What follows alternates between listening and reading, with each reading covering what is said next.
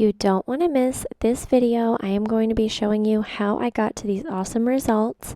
So I'm going in to take my before photos. I usually have my clients pose in several different positions so that I make sure I get enough shots. And then in addition to taking photos, I do some videos as well. So as you can see, I kind of like go out and around, and then I do the other side as well as the back. So just giving you a little bit of insight into my before and after photo taking process. So here's her gorgeous after. I love these results. This looks amazing on her. She just wanted a little bit more length and blonder results. So in this video, I'm going to be breaking down this tutorial on how I did 3 rows of sew-in wefts on her, as well as some brightening up highlights. I always like to get some under the hood shots. So these are some photos of the sew-in wefts up close so that your clients can see what these look like on your Instagram page or wherever you post your before and afters. This is just really good to have. So I made a reel along with doing before and after photos, and you can see those all on my Instagram page. Let's go, let's lead, let's hit, let's go. Holy hit, let's go, let's go, let's go. What's up, beauties? Welcome back to another video. In this video, I'm going to be taking my beautiful model and friend Christine to a more blonder look color-wise, and then we are going to put in some sew-in extensions using Hothead's hair. So she is going to have a full-on transformation today, so stay tuned. You do not want to miss all the details in this video. So first I'm going to go in and do her highlights. I'm going to basically do just like a heavy mohawk section and a heavy face frame because she wants an overall blonder result. We've obviously been doing a lived-in type look for a little while, but she wants to blonde it up as the weather's getting warmer. So that's what we're gonna do. We're just gonna blonde her up, kind of just on top, around her face, so she can really see it and just give her that overall bright look. I have Schwarzkopf Blonde Me mixed up with 25 volume. This is going to be a pretty quick foil, so I am using 25 volume so we can get her lifted up real quick and then get into doing her extensions.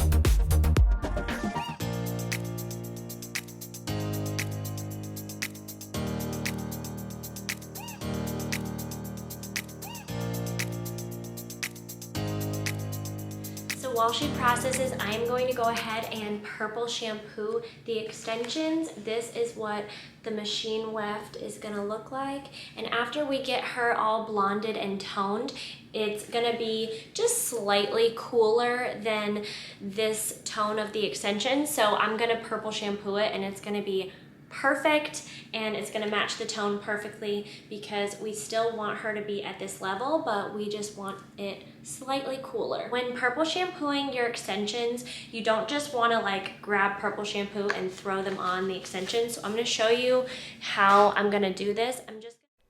I went ahead and made this video into a separate video because I didn't want this one to be too long, and if you already know how to purple shampoo extensions, I didn't want to continue to go over it. So if you're curious to know how to give your extensions a purple shampoo bath, click right up here in the corner, or I will also link it down in the description box.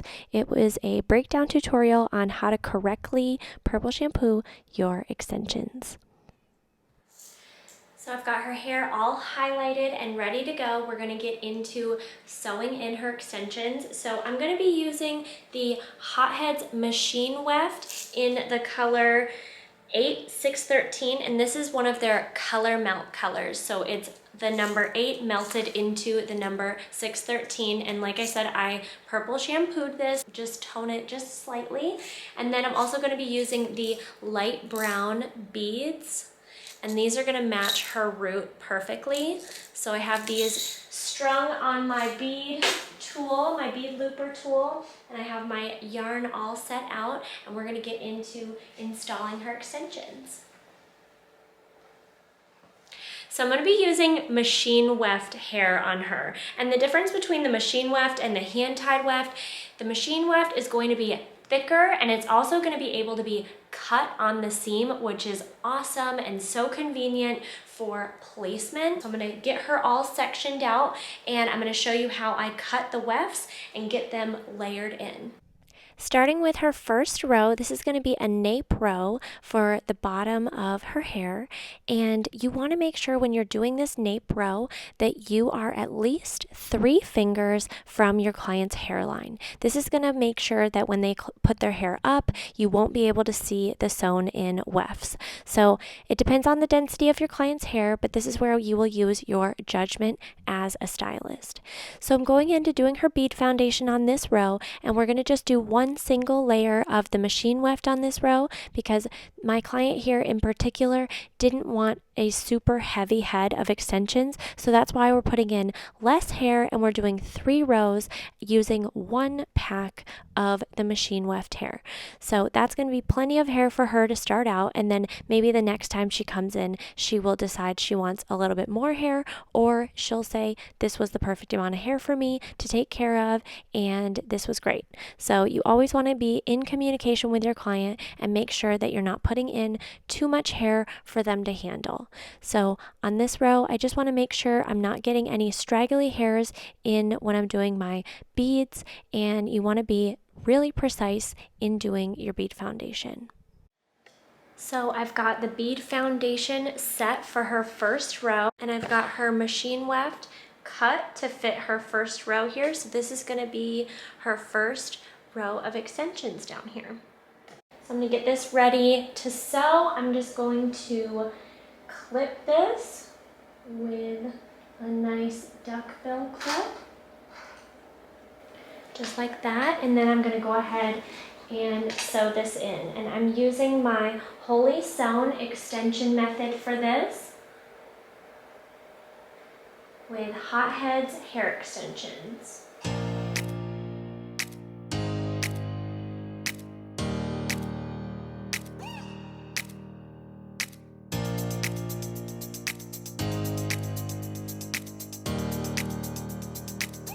To be doing 3 rows on her hair. So I'm going to do a row just above the one that I just did, and this is going to make sure that it's just going to blend really well. We just don't want it to look unnatural. We want this to blend really well. We want her to have enough hair. So I'm just going to go in with a second row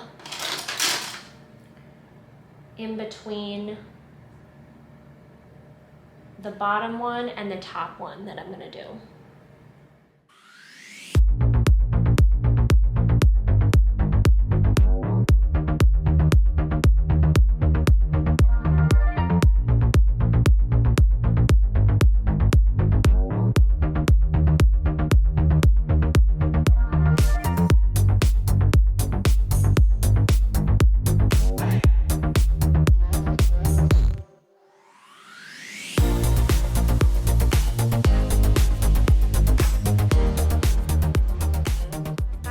foundation all set for her second row, and I'm gonna go in to layer the hair.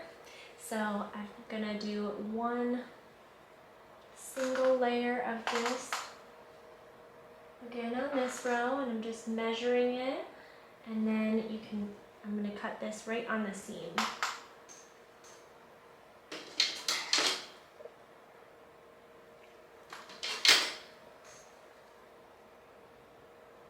And it's so nice not to have to worry about fraying with the wefts. When you've cut them, they still stay completely intact, and it's so easy to cut these.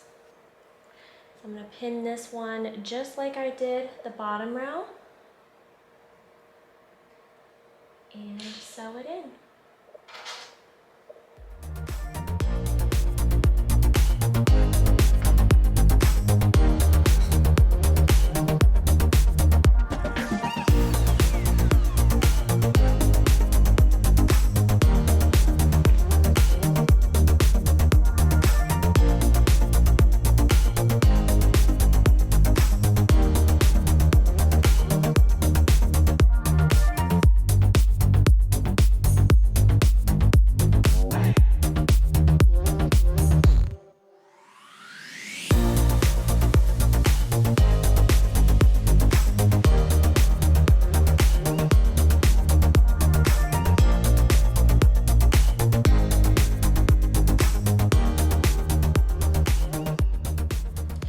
Okay, so we just have 2 rows in out of the 3 that we're gonna do. So I have 1 row on the very nape of her neck, on the bottom here. I have the second row just above that. It's about 1.5 fingers in between. So, and then the second row is just above that, and you can like barely even see where the extensions are. This matches so well. And then her third row, I'm gonna go all the way around her head so that she can have some extensions in the front, obviously. So we are going to wrap this around, and we're gonna go as high as I feel like we can go without being too high, because we want these to still be natural and blend really well. So an important question to ask your client when you're going into doing the top section of the extensions is where they part their hair. So everyone parts their hair differently. My client here parts her hair in the middle, so we already went over that. If somebody has a deep side part, you're gonna have to locate the extensions accordingly. So the part is gonna be key when you are placing this top section of extensions. So I'm gonna get kind of a horseshoe section going here and get her set up with her bead foundation, and we will sew in her final row. Another tip is to use the mirror to make sure you are symmetrical with your sectioning. So we are all symmetrical. Cute. All right, so I've got her top section all sectioned out, and the nice thing about the machine wefts is you don't have to be as crazy particular, especially the first time you put them in, as to where you're measuring, because they're not a specific length. So I'm gonna double layer this row. So I'm gonna do a single layer like this, and then I'm gonna cut it, and I'm gonna layer the second portion of it on top. But I am gonna cut it, I'm not gonna fold it. So I'll get her bead foundation all set, and I'll show you how I'm going to layer these wefts on top for the sew-in.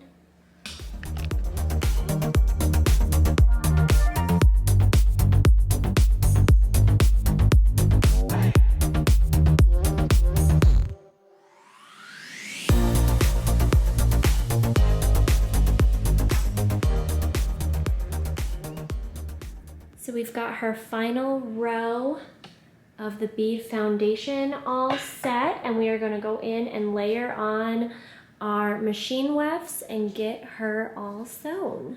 So with the remainder of the machine weft hair, I have measured out her entire length of the row, and then that's where this one's gonna come in. So I'm gonna go ahead and pin this one in place.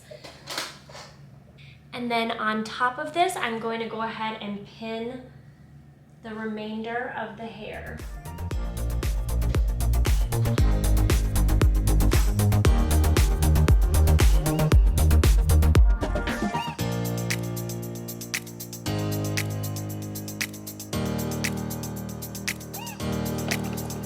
This is a close-up of what it's going to look like with everything pinned in place. And as you can see, we have 2 machine wefts stacked on top of each other. And I'm going to sew this row in.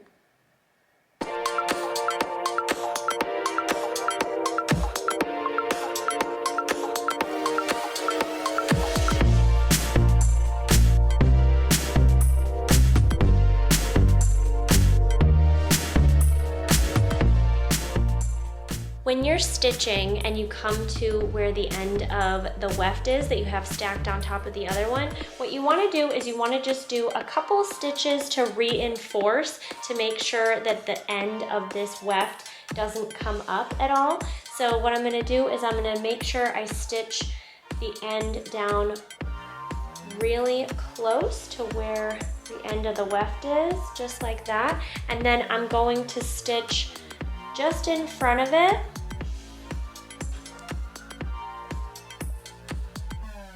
And then I'm gonna do one more stitch just behind it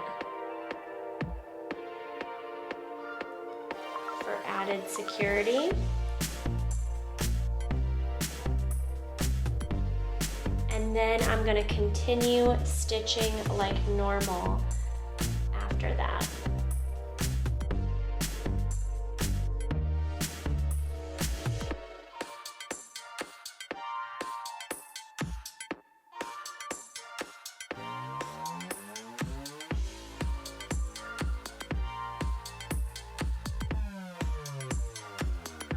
Got her final row sewn in, and I am going to trim up the extensions and get her all styled.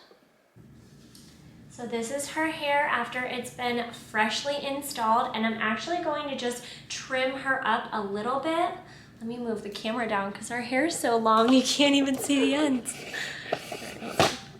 There we go.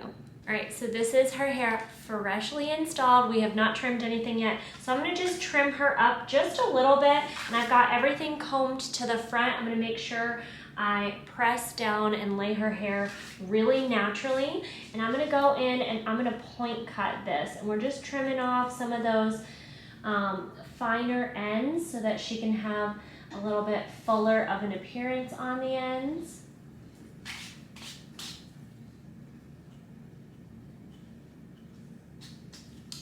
So pretty. See the difference between this side and that side? So much better. Okay, so I am going to go through and just kind of blend a few of the areas because we want to make sure that this is looking really natural. So I'm just going to go in and do some slide cutting. So I'm just taking the hair and I'm sliding down to blend it in. And I'm just going to do this in a couple areas to blend the length with her hair.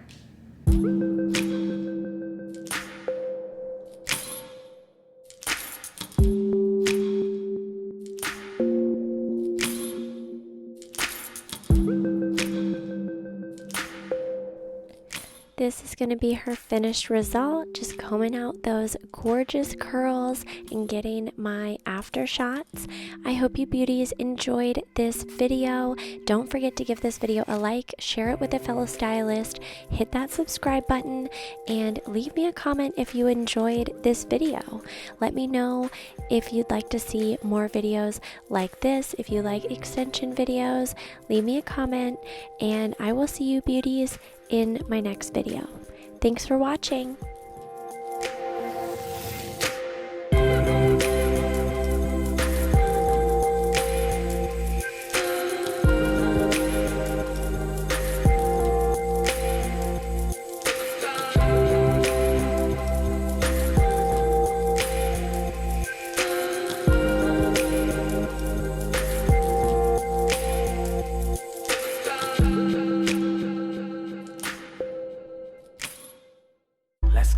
let's lead, let's hit, let's go.